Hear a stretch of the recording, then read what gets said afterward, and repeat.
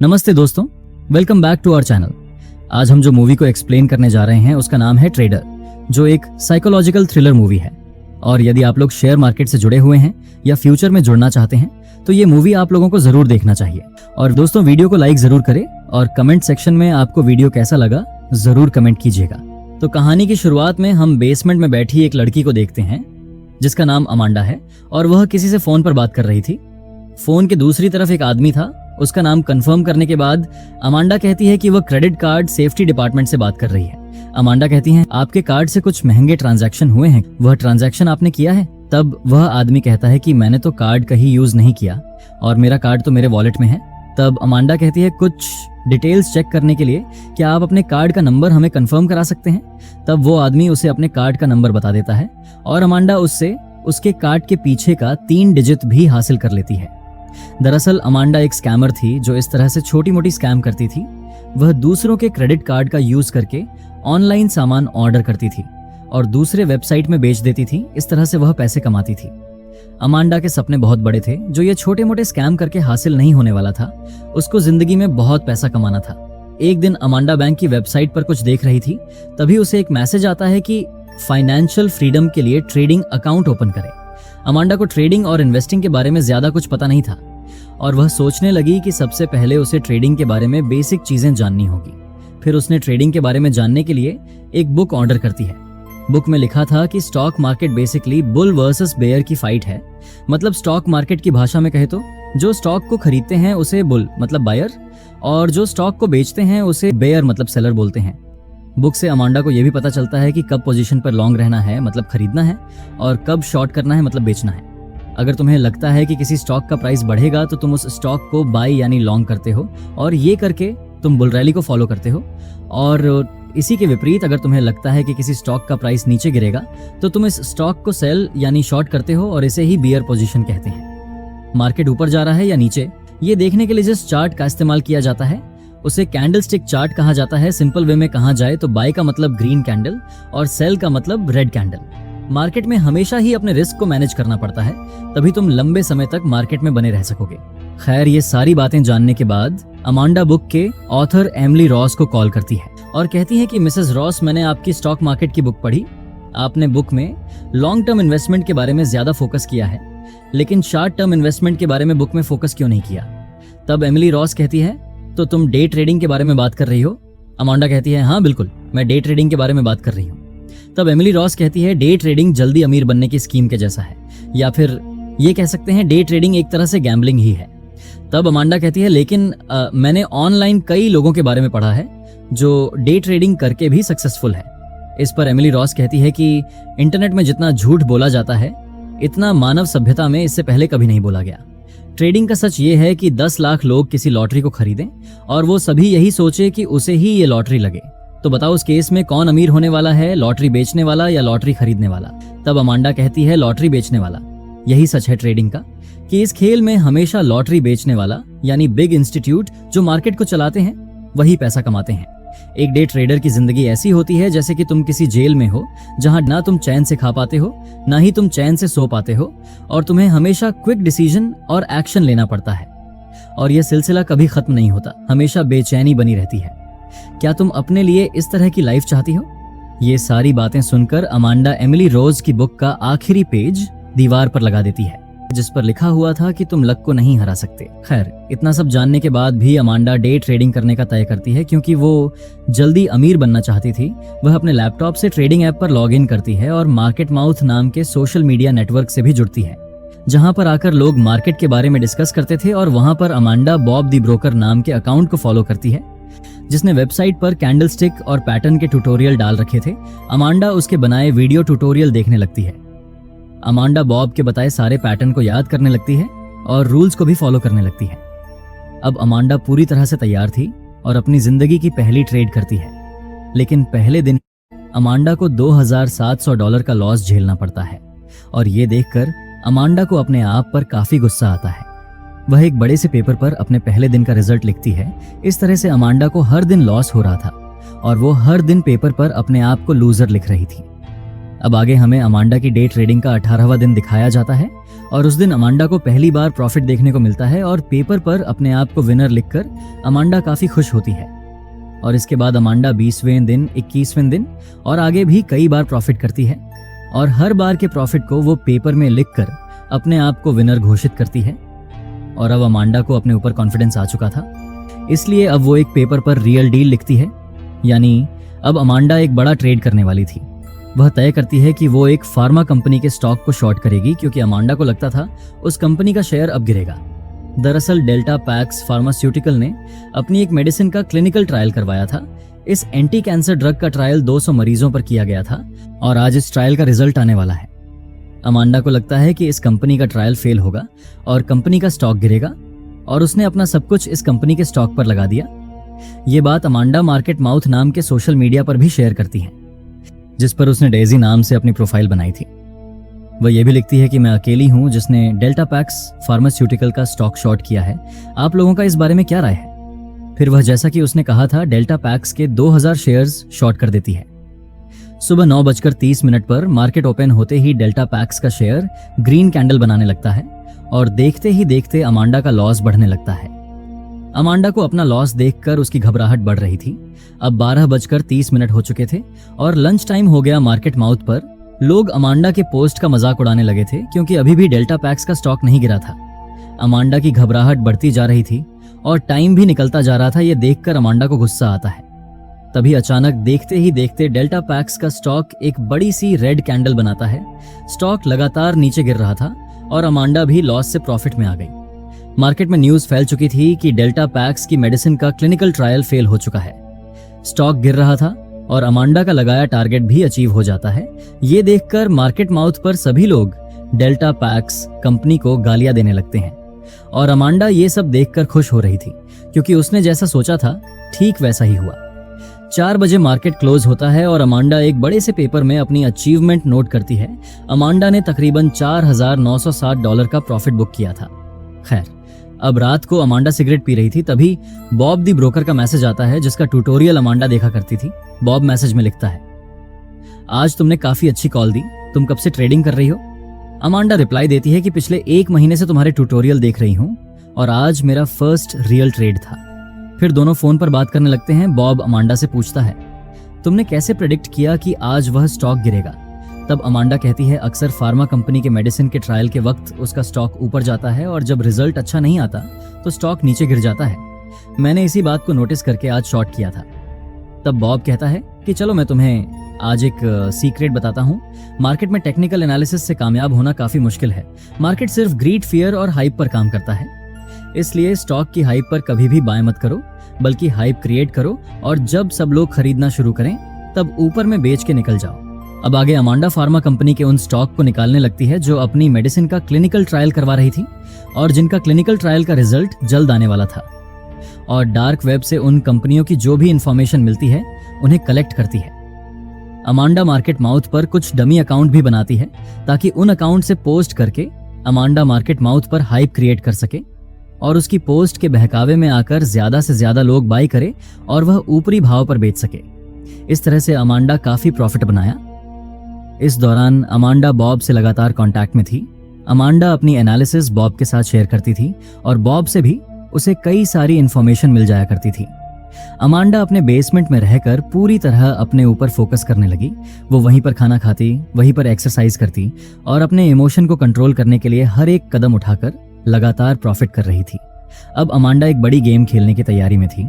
Amanda एक रोज pharma company की list देख रही थी, तभी अमांडा की नजर क्लीन थेराप्यूटिक्स नाम की कंपनी पर पड़ती है और उसे ये नाम कुछ जाना पहचाना सा लगता है। अमांडा अपनी मेडिसिन की बोतल देखती है तो उसे पता चलता है वो उसी कंपनी की मेडिसिन खाया करती थी। अमांडा उस कंपनी की डिटेल जानने के लिए उसकी वेबसाइट पर जाती है, जिसमें कंपनी की सीईओ अनाउंस कर रही थी कि उनकी कंपनी जल्दी एक नई मेडिसिन का सेकंड फेज का ट्रायल करने वाली है जो स्पेशली स्ट्रेस डिसऑर्डर के लिए होगी, यानी नींद ना आना, एंग्जाइटी और हमेशा घबराहट बने रहना। फिर एक सुबह 9:30 बजे उसकी नींद खुलती है। बाहर बहुत तेज बारिश हो रही थी जिसकी वजह से बिजली चली गई थी, इसलिए अमांडा उस दिन कोई ट्रेड नहीं ले पाई।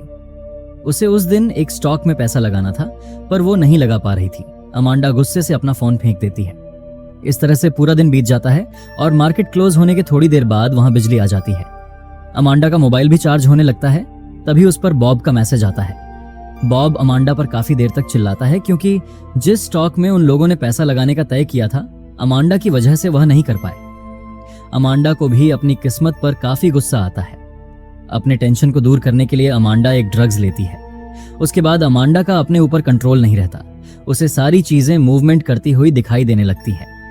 जब अमांडा का नशा उतरता है, वो घबराकर एकदम नींद से जाग जाती है और वह देखती है कि उसके एक हाथ से खून निकल रहा है और एक हाथ में चाकू है। वह देखती है कि उसने वॉल पर भी खून से एरो के निशान बना रखे थे। अब अमांडा उसके बनाए हुए निशानों की तरफ जाती है जो उसने नशे में बनाए थे। तभी वह देखती है कि उसने नशे में पेपर पर लिखा था, जॉन हैमिल्टन को ढूंढो। अमांडा नशे में भी क्लीन थेराप्यूटिक्स कंपनी के ऊपर रिसर्च कर रही थी।